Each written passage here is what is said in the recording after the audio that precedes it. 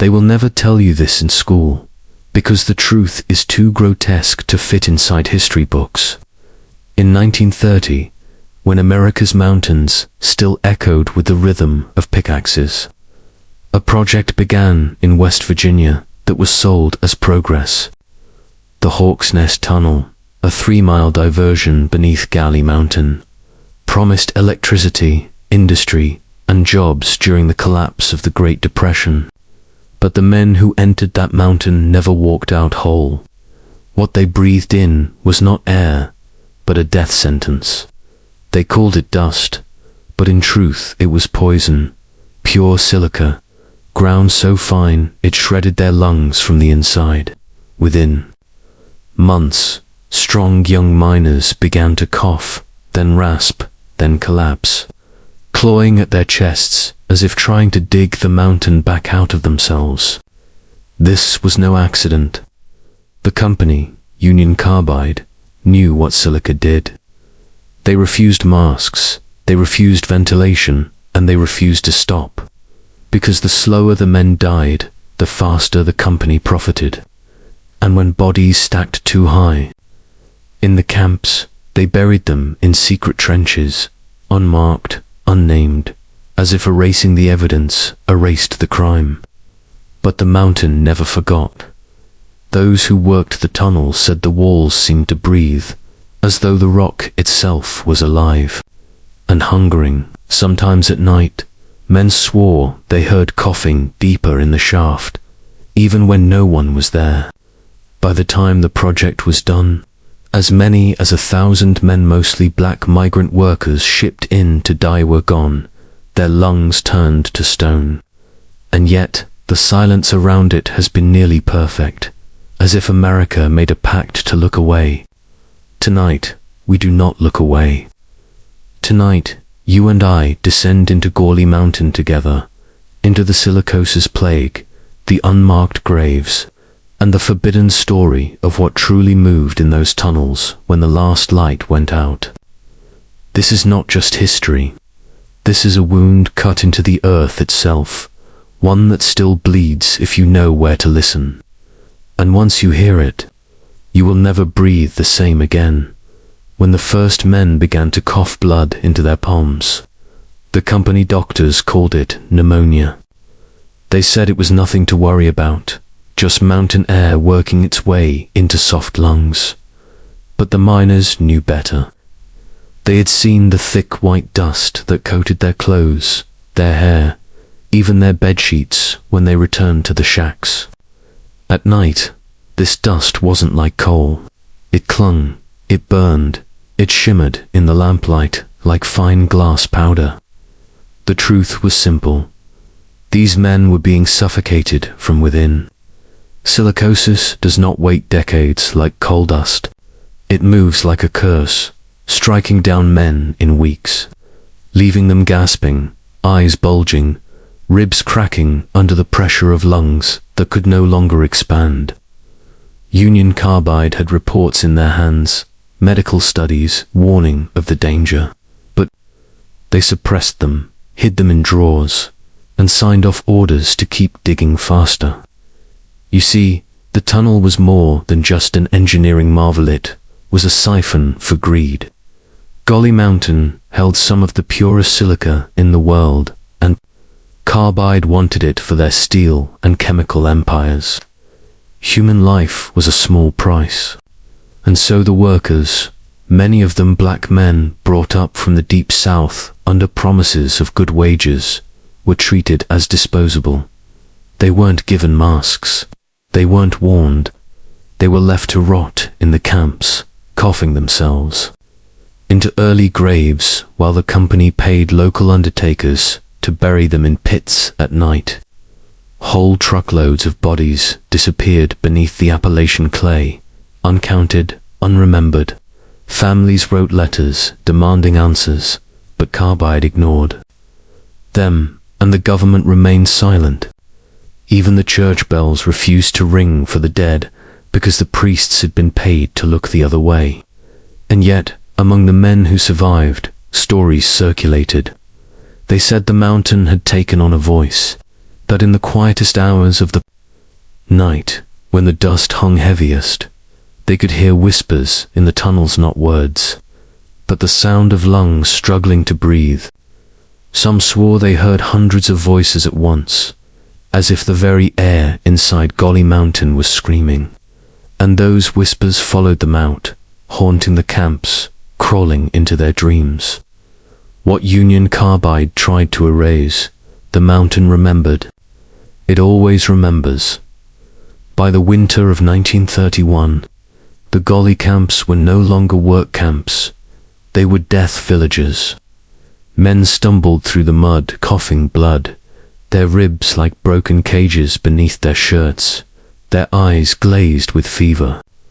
They begged for relief, but there was none. The company store still charged full price for bread, for beans, for medicine that was no more than colored water. And as the graves multiplied, Union Carbide doubled down. They hired more men, worked them longer hours, forced them deeper into the heart of the poisoned tunnel. But the most sinister truth is this: the company knew. Records discovered, years later revealed. Carbide's executives were warned that drilling into the silica-rich vein without ventilation or protection was a death sentence. They did it anyway. Because behind the official tunnel project lay a darker agenda. Carbide was not just building a hydroelectric tunnel, they were mining pure silica for their new chemical plants. Silica that could be weaponized for abrasives, for industrial warfare, for profit streams that could stretch into every corner of America's growing empire. The Appalachian poor, white and black alike, were pawns in a game they didn't even know existed.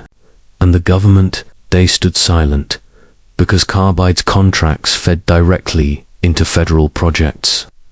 Politicians lined their pockets, while men were lined in pine boxes. The tragedy of Hawk's Nest wasn't just the hundreds, maybe thousands, of men who died, it was how deliberately their deaths were erased. Official records claim fewer than 200 fatalities. But survivor testimonies, whispered in back rooms and scribbled in letters, never mailed, suggest the number may have been closer to 1,200. That's not an accident. That's a cover-up. They buried the men without names, stacked in mass graves. Their families never told. Black workers were denied death certificates entirely, as if they had never existed. And in Fayette County, there are hollows where the ground still shifts at night, as if the dead beneath are restless. Locals whisper that sometimes, if you stand near the abandoned tunnel mouth at dusk, you can hear a faint rattling echoing out of the mountain, not machinery, not water, but the brittle rattle of lungs, thousands of them, still gasping for air. This was not just an industrial disaster. It was a crime against humanity disguised as progress. And it was only the beginning. The company had a method for hiding the truth, and it was as ruthless as the tunnel itself. When a man collapsed coughing blood, he was removed from the site under cover of night. They didn't send him home. They didn't send him to a hospital. They dumped him in makeshift morgues, barns, and backwoods shacks, where undertakers were ordered to keep their mouths shut. Some were buried without coffins, their bodies shoved into unmarked pits dug hastily into Appalachian soil, their families' wives waiting with children in one room. Shacks received no word, no body, no closure.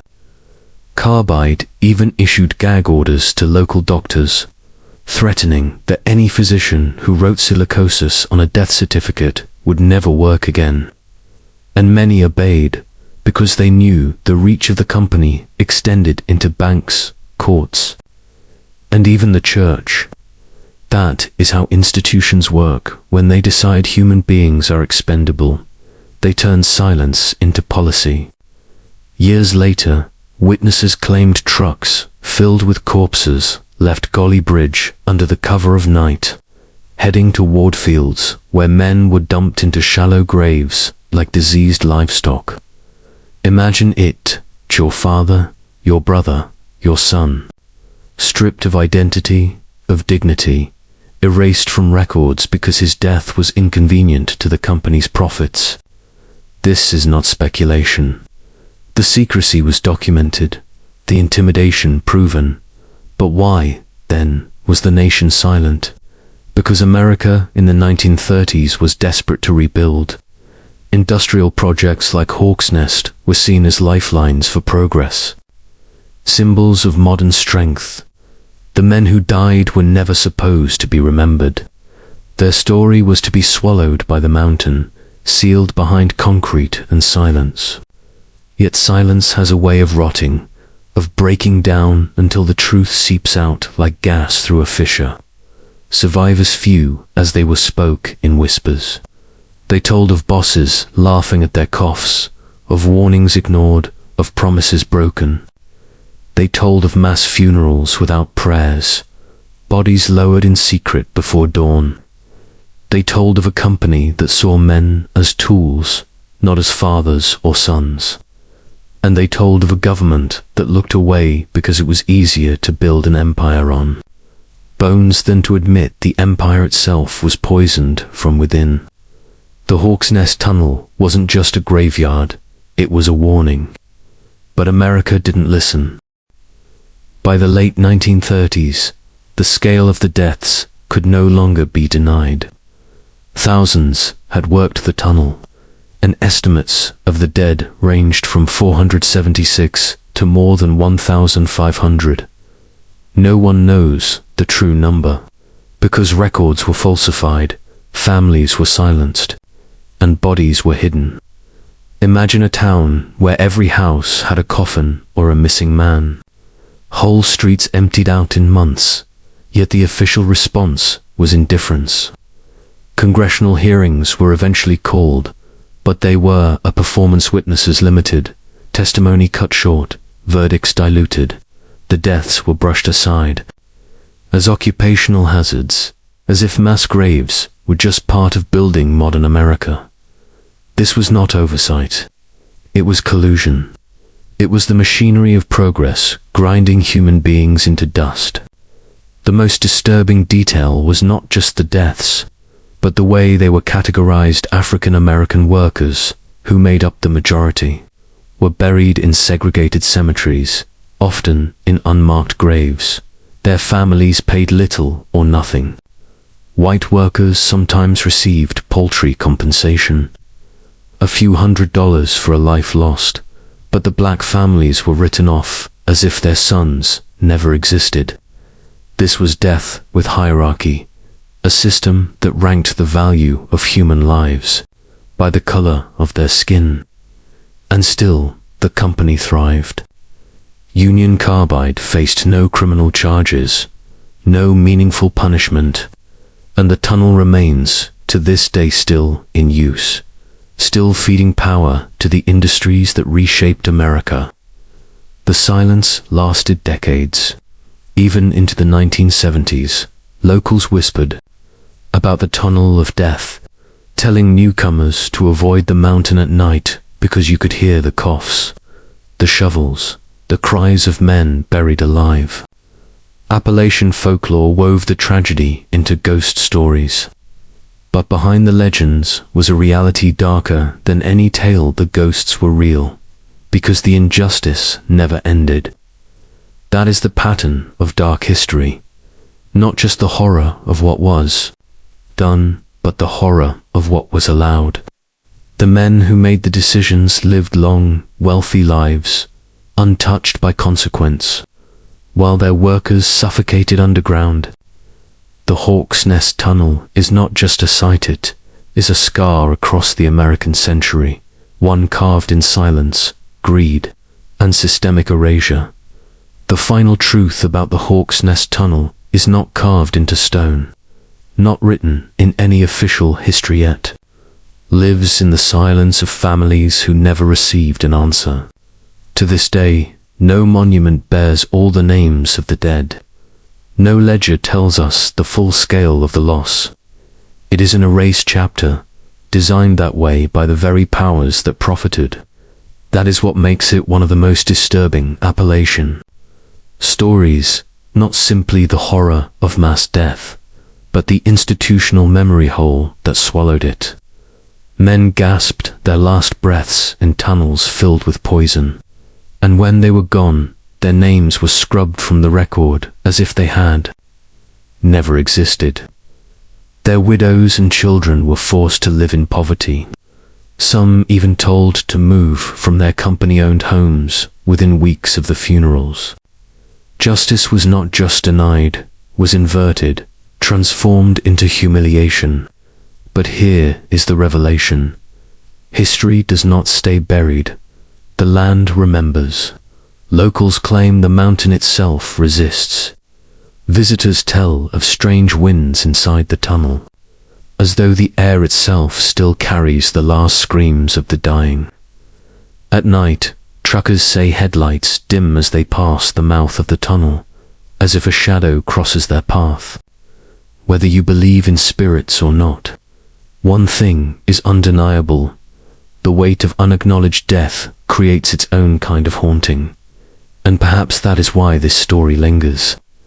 It is not just about what was done to men in 1930, but about what can still be done to us now. Systems of power remain ruthless, ready to exchange lives for profit, and the silence of Hawk's Nest is a warning about the cost of obedience, about the fragility of memory, about the ease with which truth can be buried. You have now descended into the first layer of Appalachia's forbidden past, and it will not let you leave unchanged. Because once you know that a tunnel could swallow hundreds of men alive and vanish their names, you begin to question what else has been erased, what else waits in the shadows. And that is only the beginning. Christmas Eve, 1945, the town of Fayetteville, West Virginia, slept beneath the quiet blanket of winter snow. But inside one house, fire would consume not only wood and brick, but the very boundaries between truth and nightmare. The Solder family, George and Jenny with their 10 children, gathered that night with laughter, warmth, and the fragile promise of post-war peace. Yet by morning, half of those children would be declared gone, vanished into fire, or into something far darker. At 1 a.m., flames erupted through the Soder home. George and Jenny managed to escape with 4 of their children, but 5 more, Martha, Louis, Jenny, and Betty, were never seen again. Officials claimed they had burned to ash, consumed entirely by the blaze, but the Soders knew fire. They knew bones, teeth, even small fragments survive in any ordinary house fire. Yet, here, in the ruins of their home, not a single trace of their children remained. Not a bone, not a tooth, not a speck of evidence that 5 young lives had ended. This was not tragedy, it was erasure. And from the moment the ashes cooled, the Soder case slipped from the realm of disaster into the realm of forbidden mystery. Neighbors whispered of strange men seen watching the house in the days before the fire. A ladder that George always kept against the home was found thrown down a ravine. A telephone line had been cut, not burned, but severed. These were not the marks of accident, but of design. And the most haunting detail, witnesses swore they saw the children alive. Weeks later, in a car speeding away from Fayetteville, or in the company of strangers in another state. Yet no authority pursued these claims. Instead, the investigation closed quickly, the case filed as misfortune, the parents told to move on. But George and Jenny never did. They built a billboard by the highway with the faces of their lost children, a plea to passing strangers for truth. For decades, it stood like a wound in the landscape, daring travelers to look into the silence no institution dared to touch. What happened that night? Did fire consume the Soder children? Or were they taken, hidden, erased, as part of something more sinister? The official version of events was simple, clean, and utterly unbelievable. Fire had consumed 5 children, so completely that nothing remained, not a single bone fragment, not a trace of their existence. But fire experts later confirmed what the Soders already knew: house fires, even at their hottest, rarely exceed 1,200 degrees Fahrenheit. To incinerate bone completely requires over 2,000 degrees, sustained for hours in conditions no wooden farmhouse could produce. Crematoriums require controlled furnaces and special equipment, and even then bone fragments remain. So how could 5 children vanish into nothing? The contradictions only grew. George tried to save his children. That night he ran barefoot into the snow, his feet burning on the hot ground, desperate to reach the ladder that always leaned against the house. But it was gone, deliberately moved and hidden in a ditch. He attempted to drive his coal trucks forward to climb to the children's windows, but mysteriously both vehicles refused to start, as though disabled. Jenny tried to call for help, but the phone line had been cut clean. Someone had prepared this, step by step, ensuring the family could not fight the fire, ensuring the children could not be saved. And as the fire raged, neighbors reported seeing a man take something from the Sawder yard, something heavy, metallic, and thrown into the flames. Was it fuel? Was it the device that started the blaze? No one ever investigated. Instead, officials were quick to label the cause faulty wiring, but George had recently had the system inspected and declared safe. Worse, Jenny recalled that only weeks before the fire, a stranger had approached George, warning him that his house would burn, and his children would be destroyed if he did not stop criticizing Mussolini. George, an Italian immigrant, had been outspoken against the dictator, at a time when the Italian-American community was divided between loyalty to their homeland and their new country. Was this tragedy an accident or punishment carried out with precision? The Sodders believed the fire was only a smokescreen, that their children had been taken in the chaos, stolen away while the parents were trapped outside. But who could have orchestrated such a crime? And why would every official voice dismiss it so quickly? To understand that, we must step into the shadows of post-war America, where silence and secrets were often worth more than truth, and where entire families could be made to suffer for what they dared to say aloud. After the fire, when grief should have consumed them, George and Jenny Sodder became hunters. They refused to believe 5 of their children had been reduced to nothing. And soon, whispers began to confirm their suspicions. A woman claimed she had seen the children watching the fire from a passing car, their faces pressed against the glass, wide-eyed and terrified. Another witness swore she saw them at a rest stop between Fayetteville and Charleston, shepherded by 2 unfamiliar men, silenced by their presence. Weeks later, a mother visiting a hotel in Charleston reported seeing 4 children with Italian-speaking adults, the children resembling the Sodders, missing ones. These were not isolated tales. They came in waves, from strangers with nothing to gain, yet officials dismissed them all as mistaken identity. George, relentless, traveled across states following every lead. He dug into rumors of an adoption, ring tied to organized crime, whispers of children sold to wealthy families or hidden in cloisters where silence was eternal. Every step deepened the mystery. Then came the photograph. In 1968, more than 2 decades after the fire, a plain envelope arrived at the Sodder home. Inside was a photo of a young man, sharp-featured, confident. On the back, a scrawled message. Louis Sodder. I love Brother Frankie. LL boys, a 90132 or 35. The boy in the picture bore a striking resemblance to Louis, one of the missing Sada sons. Was it him? Was it a cruel joke?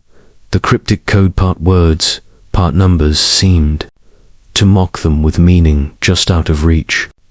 Some believe it was a message sent in desperation, a breadcrumb from one of the missing children trying to signal his family. Others saw it as proof that powerful forces were keeping the truth locked away, taunting the parents who refused to surrender. George and Jenny built a billboard near their home, plastering the faces of their missing children across it. A haunting sight that stood for decades as a challenge to the silence of authorities. But no answers came. Instead, they faced ridicule, resistance, an official refusal to reopen the case. The question burned: if their children truly survived, who had taken them and why had they been erased from their family, as though their existence had become inconvenient to those in power? Silence, in this case, was more than negligence, it was strategy. Fayetteville authorities treated the Sodders not as grieving parents, but as agitators, constantly dismissed, ridiculed, and warned to stop their search.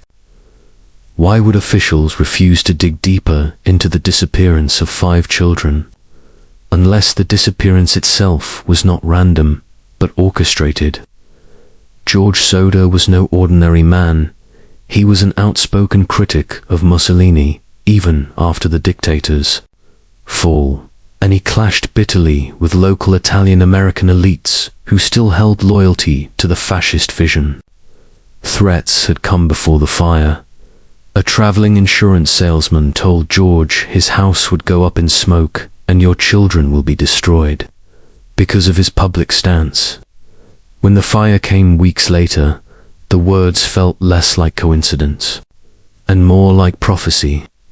Investigators who should have scoured the scene instead bulldozed the ashes, sealing away evidence forever. Was this incompetence or complicity? Fayetteville sat on networks of quiet power, the kind that erased inconvenient truths. Organized crime in West Virginia had deep Italian connections, moving money, influence, and sometimes lives like pawns. To take the Sodder children would not be an act of random cruelty, but a message of punishment for George's defiance. A way to silence a voice too loud in a town bound by hidden allegiances. Theories swelled. The children had been kidnapped and taken overseas, sold into families loyal to the cause, or kept hidden by men who could erase official records with a word. Even the strange note on the photo decades later could be read as code, proof that some underground network had controlled their fate. Yet every time George pressed the authorities, doors closed, files vanished, and evidence evaporated. Was this the price of speaking too boldly in a country where local power could act like shadow governments? The Sodders never stopped fighting, but they learned that the truth was a currency too dangerous to touch. Their story became not just a family tragedy, but a lesson in how silence protects power, how entire lives can be erased if they cross invisible lines. For the people of Fayetteville, the Sodder fire was whispered about like a curse. For George and Jenny, it was proof that the world they trusted had already decided which truths could never be spoken aloud. What is more terrifying than death? To live with the possibility that your children are alive, but hidden in the shadows, unreachable, manipulated by forces larger than you. For George and Jenny Soder, the fire did not end there. Tormented began it. Every night became a battlefield of questions. Were their children crying in a stranger's home? Were they forced into labor, trafficked, indoctrinated, or worse? Were they alive but made to believe their parents had abandoned them? This was psychological warfare, a cruel design that tore the family into pieces. Fayetteville's silence was not neutral, it was active. Officials discouraged investigation. Police reports vanished. Witnesses recanted. This pattern is not unique. Across history, institutions silence individuals who challenge the narratives of power. The Sorda case became a microcosm of this larger system: truth suppressed, families broken, and the world left to believe in accidents. For men, this case is a mirror of something deeper: the knowledge that the structures we are taught to trust can be turned against us. That authority does not exist to protect the weak, but to shield the powerful. George lived every day in defiance, hanging the billboard on Route 16, daring the town and the world to remember what had been stolen. That act itself was dangerous. Public memory is the one thing elites cannot control. And George forced drivers, strangers, anyone passing by to ask questions the authorities worked to bury. His grief was turned into resistance, and resistance was met with isolation. This is how control systems operate, not with open violence, but with erasure. You were not told you were wrong. You were told you were crazy. You were not silenced with a gun. You are smothered with doubt. Generations of Appalachian families know these stories of disappearances, cover-ups, and secret power networks that lurk behind the facade of ordinary life. The Sodders stumbled into this current, and once inside, there was no escape.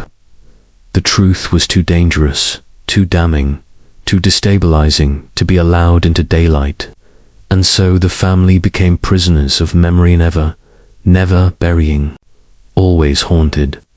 And that haunting is the real fire that burned for decades. A flame no water could ever extinguish. Imagine carrying a coffin in your heart that can never be lowered into the earth. A wound that never scabs because it is cut open anew each sunrise. That was the life sentence handed to the Soda family. For the rest of their days, they clung to fragments, letters from strangers claiming sightings of the children. A photograph mailed decades later of a young man resembling their lost son. Anonymous phone calls whispering truths that never stayed long enough to hold. Every new lead was both a spark of hope and a deeper cut of despair. It was as if someone or something wanted to keep the family suspended in torment, dangling between belief and madness. Fayetteville grew uncomfortable with the billboard, with George's relentless obsession, with the family's refusal to accept the official narrative. The town called them unhinged, pitiful, conspiratorial. But wasn't that convenient? To dismiss the search for truth as hysteria. That is the oldest trick of power, to paint the seekers as insane so the silence of the system goes unquestioned. For decades, drivers slowed down to read the billboard. Children in passing cars asking their parents why those faces remained there year after year. The story became folklore, a ghost that haunted Route 16, not in supernatural form, but as a moral wound the community could not heal. And this is where the Sorda case transforms from a personal tragedy into a mirror of forbidden history. Because whether the children perished in the fire or were taken, the result is the same. 5 young lives vanished into a void that no institution dared illuminate. Their absence remains a symbol, not of what we know, but of what we are forbidden to know. The Sodder children became more than missing. They became the embodiment of America's hidden wounds, the reminder that in small towns, under watchful eyes, the truth is not always written in police reports or archived in courthouses. Sometimes it is buried, burned, and forgotten by design. Yet George and Jenny refuse to forget. Their defiance is why we still speak of it today. And you, watching this, must ask yourself, how many other fires burned in silence? How many other Families were left holding empty graves. The Solder children did not just vanish, they were taken into the machinery of control, and whether by accident or conspiracy, their disappearance carved a permanent scar into Appalachian memory, a scar you now carry too. There are stories in the Appalachian Mountains that feel less like history and more like curses, and none cuts deeper than the case of Mamie Thurman. On a fog-soaked morning in June 1932, a man stumbled upon her body on Trace Mountain Road near Logan, West Virginia.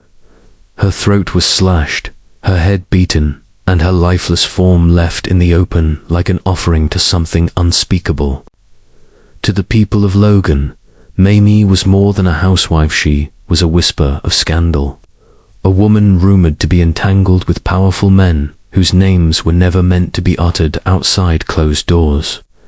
That morning, the air carried the weight of judgment. The law came swiftly, but the law served masters. A handyman named Clarence Stevenson, a black man working for Mamie's landlord, was arrested and forced into the role of the perfect scapegoat. It was convenient. He was poor, he was powerless, and in a town ruled by coal barons and backroom deals, his word meant nothing. But the whispers spread like wildfire. Everyone knew Mamie had connections. Everyone knew her beauty opened doors she was never meant to walk through. And everyone suspected that those doors led into the rooms of men who could not risk exposure. What happened to her that night was not random. It was calculated. It was silencing. Yet the story the jury accepted was as fragile as smoke. Stevenson was convicted, and the case was considered closed. But Logan never closed its eyes. The truth remained buried beneath the coal dust, layered in gossip and fear. Because if Mamie had truly been involved with the elite of Logan Georgia's politicians, businessmen, then her murder was not just a crime. It was a warning. A warning about how women who trespass into forbidden realms are handled. The mountains themselves seemed to hold the secret. Locals swore her spirit roamed the ridge where she was found, her presence as heavy as the mist that clung to the trees.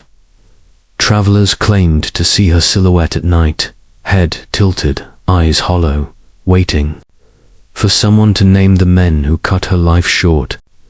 This was not simply a crime of passion. This was a ritual of erasure, where one life was destroyed to protect the reputations of many. And as with all such acts, the silence of the town was not ignorance, it was survival. The deeper you travel into the story of Mamie Thurman, the more it feels like peeling back layers of rot disguised as order. On the surface, her death was explained neatly. Clarence Stevenson, the handyman, murdered her in a jealous fit. It was convenient, easy, and perfectly suited the machinery of power. But if you sit with the details, if you trace the lines of influence in Logan County, the cracks appear. Mamie wasn't simply a housewife. She was known to attend secret gatherings, wild parties, where liquor flowed despite prohibition, where men of influence could indulge far from the public eye. Judges, lawyers, and law enforcement officers were said to have been there. Mamie was a guest of honor, admired, desired, envied. But a woman who holds the secrets of powerful men is not free. She is dangerous. And in the weeks leading up to her death, whispers hinted that Mamie had grown careless, perhaps even threatening to expose what she knew. Some said she kept a small notebook with names written inside, a ledger of sins carried out in shadow. If that book ever existed, it vanished the night she died. Instead, Clarence was offered as the sacrificial lamb. He confessed under conditions no honest man could withstand. And in the South of 1932, his skin color made him guilty before his mouth ever opened. Yet even after his conviction, the community knew better. They knew Mamie's blood stained the hands of men who still held office. Men who still gave speeches on Sunday mornings about morality and law. Her grave became a symbol, her ghost an accusation. Travelers claimed to hear footsteps in the gravel on Trace Mountain Road when no one else was near. Others swore a woman's scream pierced the night air, echoing from the hillside where her body was found. For decades, men driving alone on that road would pull over, shaken by the feeling of being watched by eyes that would not forgive. But here's the darker truth. Ghosts don't cling to places by chance. They cling because the living refuse to name the guilty. Logan was never haunted by Mamie Alonit, was haunted by its silence. And that silence reveals something terrifying. When corruption runs so deep it becomes the ground you walk on, even truth itself is exiled. When you trace the silence surrounding Mamie Thurman's death, you begin to see it was never just about one woman, one murder, or one scapegoated man. It was about power, raw, unchallenged, institutional power that stretched its fingers into every courtroom, every church pew, every newspaper column in Logan County. The people who whispered about Mamie at kitchen tables and in barber shops understood the risk of speaking too loudly. To accuse a man with a badge or a gavel wasn't just dangerous, it was suicidal. Families depended on jobs tied to the coal.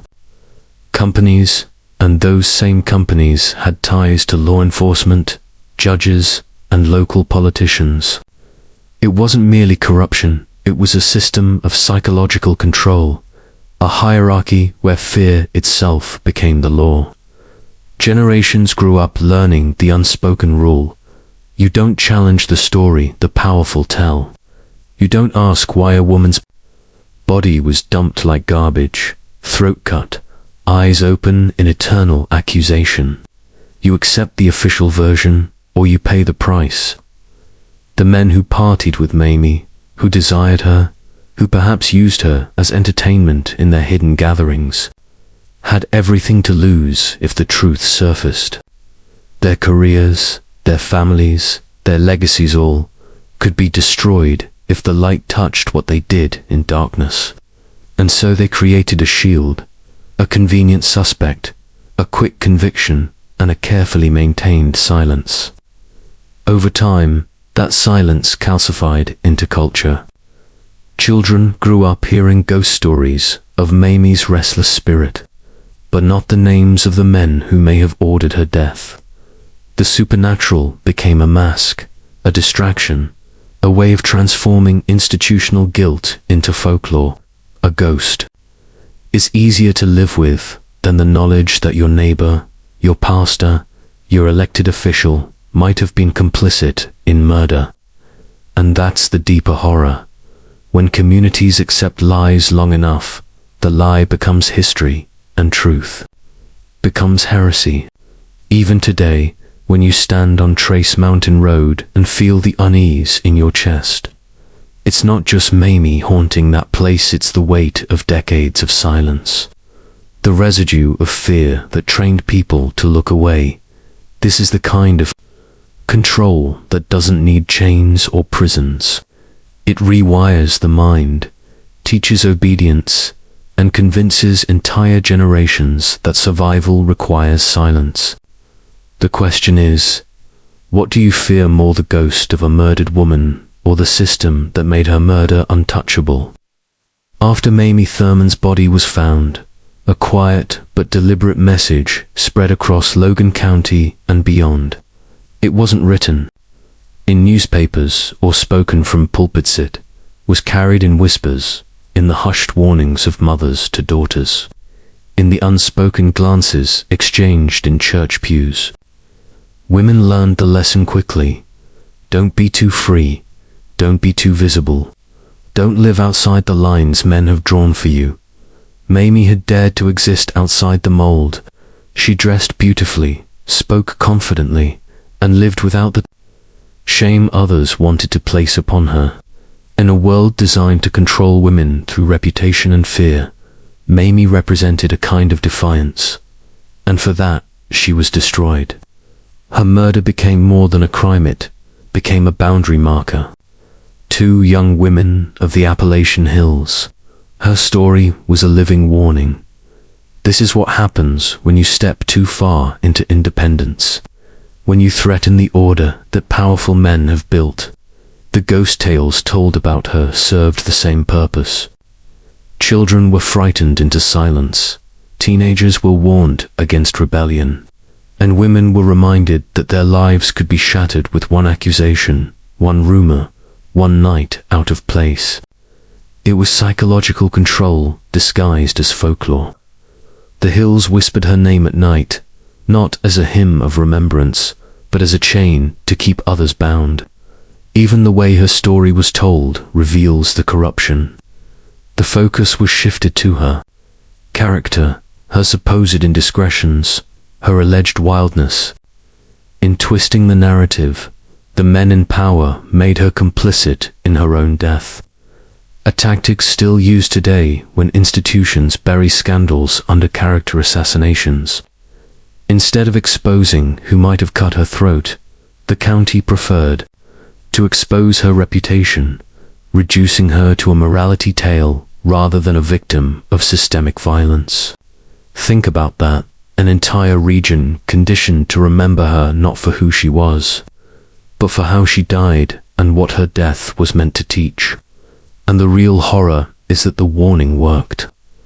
Generations of women grew up more cautious, more fearful, more restrained, not by law, not by choice, but by the shadow of Mamie Thurman's fate. Fear became inheritance, and silence became survival. Her death was not just the silencing of one woman. It was the silencing of thousands through the story. Her murder was made to tell. When we look closer at the machinery that followed Mamie Thurman's death, a chilling truth surfaces. This wasn't only the work of one killer, it was the work of an entire system designed to protect itself. The courts, the churches, and the newspapers formed a seamless wall, not to uncover the truth, but to bury it. In the courtroom, only one man was offered up as guilty, a scapegoat convenient enough to satisfy the public while shielding men of higher standing. The trial became theater, its purpose not justice but distraction. The church, which should have demanded answers, fell silent. Ministers preached restraint, forgiveness, and moving on. But the silence was calculated. Many of those in the pews knew the whispers that Mamie had been seen in the company of men who wore suits on Sunday, men who sat in the front row, men who controlled the purse strings of the county. To admit her murder was connected to them would tear open the very institution that held the community together. And the newspapers, instead of serving as watchdogs, became collaborators. They printed stories laced with insinuations about Mamie's lifestyle, repeating rumors until the repetition itself became evidence. Readers were nudged not toward outrage at her death, but toward judgment of her choices. Ink was used not to expose corruption, but to protect it. Together, these forces transformed Mamie's death into a controlled narrative. What might have been a scandal exposing the rot at the heart of Logan County became instead a morality play warning women to stay in their place. This is institutional corruption at its purest form, not only covering up a crime, but reshaping it into a tool of control. Think about the weight of that. Mamie's throat was slit once by her killer, but her name was bled dry over and over by the very institutions that claimed to uphold truth and justice. They didn't merely erase the possibility of justice, they rewrote reality itself.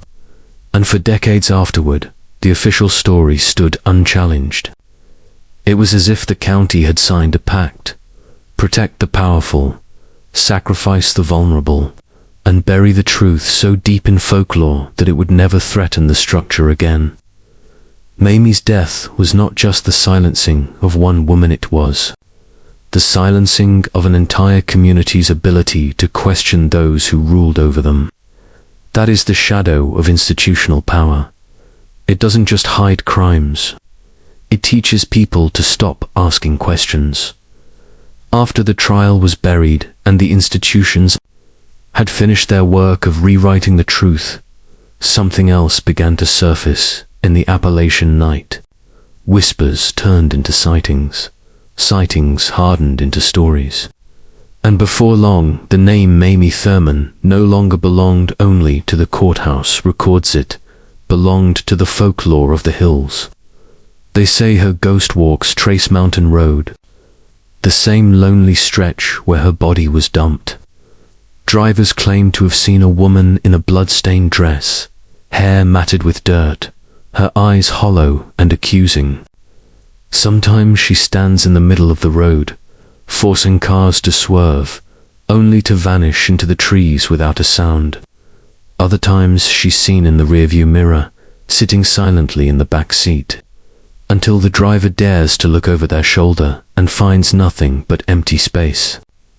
Locals tell the stories with a hushed tone, a mixture of fear and reverence.